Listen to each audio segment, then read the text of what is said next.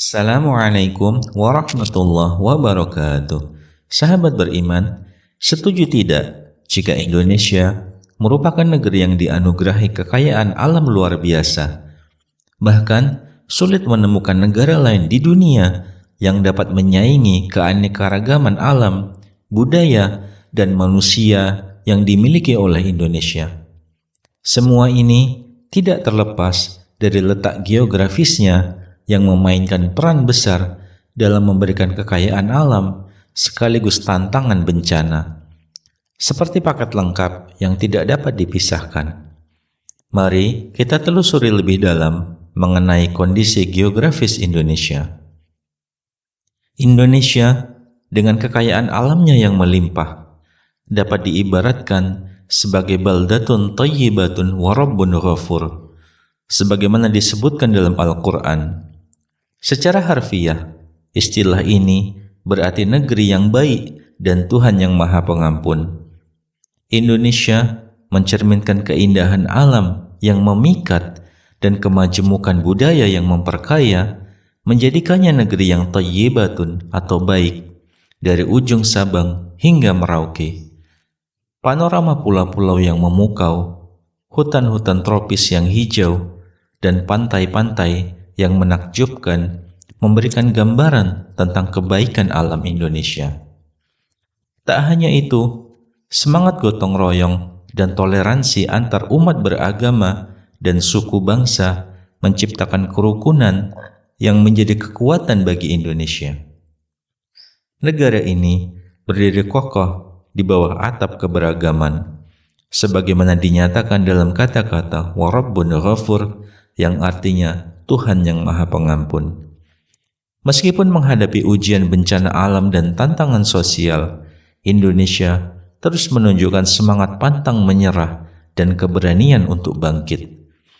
Dengan penuh keyakinan dan harapan, Indonesia menjalani perjalanan sebagai baldatun thayyibatun wa rabbun ghafur, negeri yang baik, penuh kemurahan, dan dilimpahi ampunan Tuhan yang Maha Pengampun.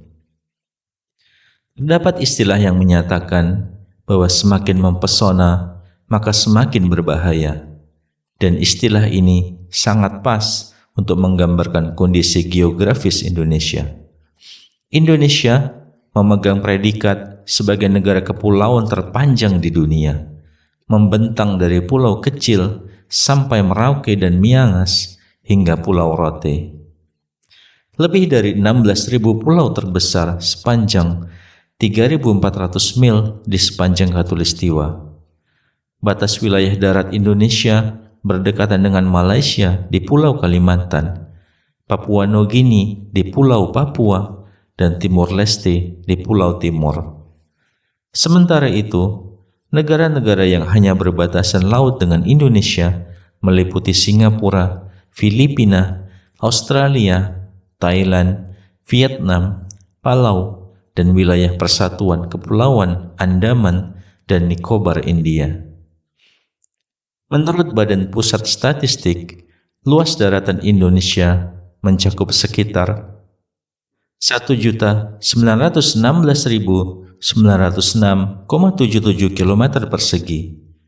Sementara pada tahun 2023, jumlah penduduknya mencapai 281.733.447 jiwa, menempatkannya sebagai negara dengan populasi keempat terbanyak di dunia. Dengan wilayah yang luas dan jumlah penduduk yang melimpah, persebaran penduduk di Indonesia menjadi tidak merata. Lebih dari 56% penduduknya tinggal di Pulau Jawa, yang hanya memiliki luas 128.297 km persegi. Perbandingan ini menggambarkan ketidakmerataan yang signifikan, di mana wilayah Yunani dengan luas 131 km persegi hanya dihuni oleh sekitar 10 juta jiwa. Landscape Indonesia sangat beragam, meliputi dataran rendah, dataran tinggi, pantai, dan terumbu karang. Puncak tertinggi terletak di Gunung Jayawijaya, Papua, dengan ketinggian mencapai 4.884 meter, menutupi puncaknya dengan salju abadi.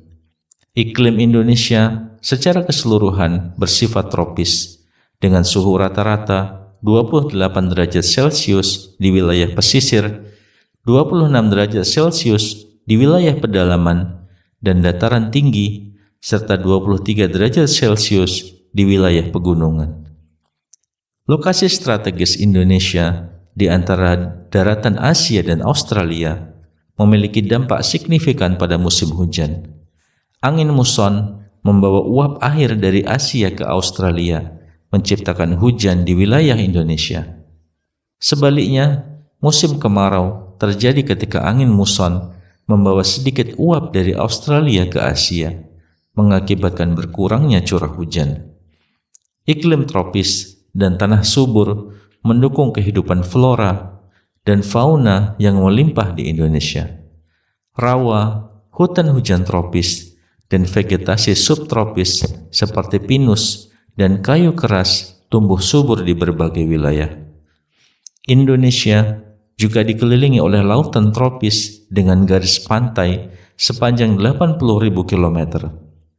Ekosistem laut dan pesisir Indonesia meliputi pantai, bukit pasir, muara bakau, terumbu karang, padang lamun, dataran lumpur, alga, dan ekosistem pulau kecil.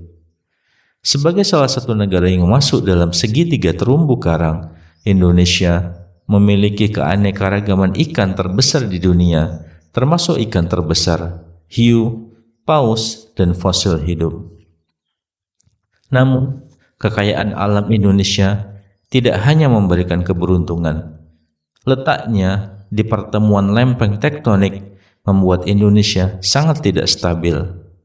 Sebagai negara dengan 127 gunung api aktif, Indonesia menduduki peringkat pertama dengan jumlah korban jiwa terbanyak akibat letusan gunung api.